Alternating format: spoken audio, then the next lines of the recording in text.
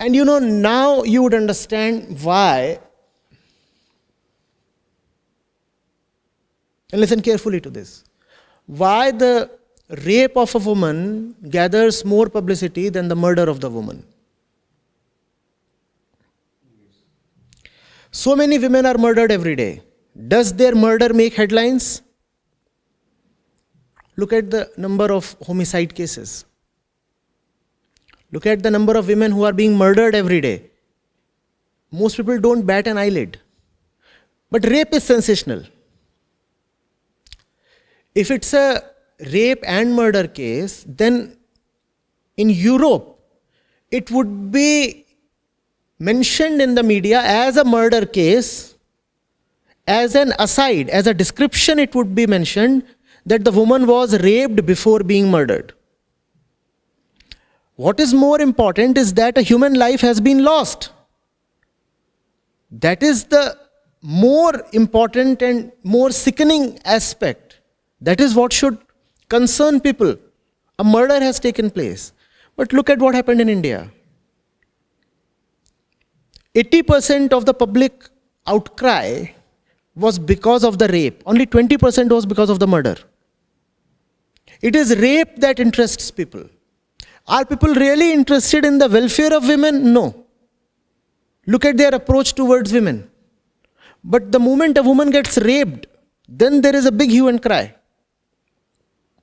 That will tell you our approach towards women's sexuality and the woman's body.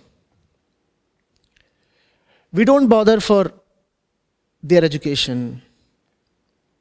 We don't feel ashamed when we make our little daughters dance in reality shows to loathsome filmy songs.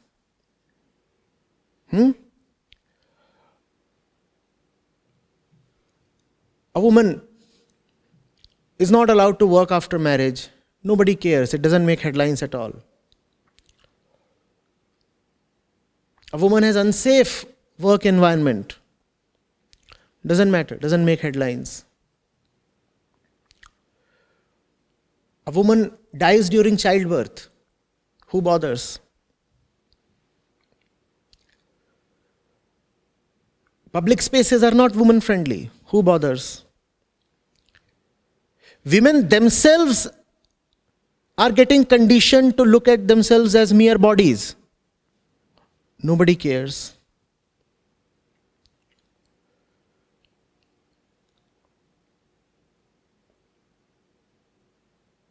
The number of women in higher education lags behind the number of men in universities, especially in professional education.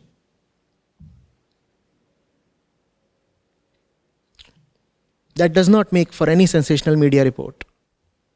A woman is murdered. Even that is just a 2-inch thing in some newspaper, usually a local newspaper. But if it is a sensational rape case, then the entire country joins in. Are we really concerned about women? Are we? Had we been concerned about women, how is it that the common man of this country is involved in so much of female feticide, I want to ask? Where are the millions of missing girls? Who murdered them? And why didn't people talk of them? People didn't talk of them because it was the people who murdered those girls. But they did that murder in the safety and sanctity of their homes. So it didn't make to the media.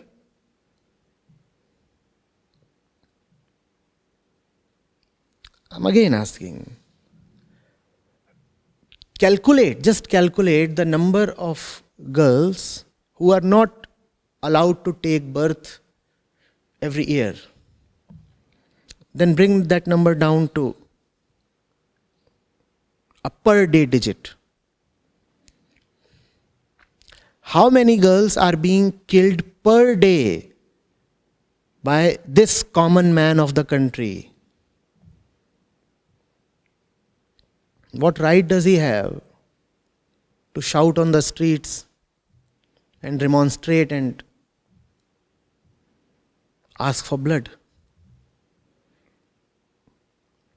Is it not so that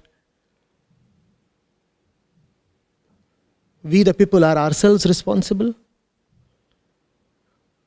And we find an easy scapegoat in some petty criminal. We hang him and satisfy our bloodthirsty conscience. Justice. The right state of things.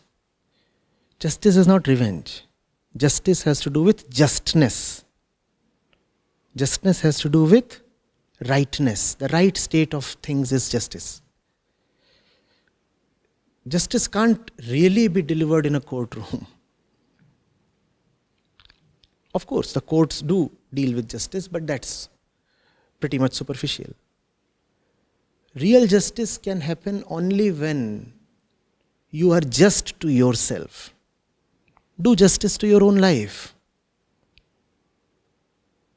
And then you will probably see that you have a just society where there is very little exploitation or subjugation of the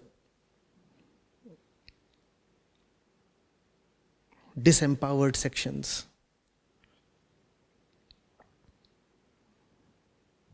All the nice things will then happen on their own. If you can have a fundamental shift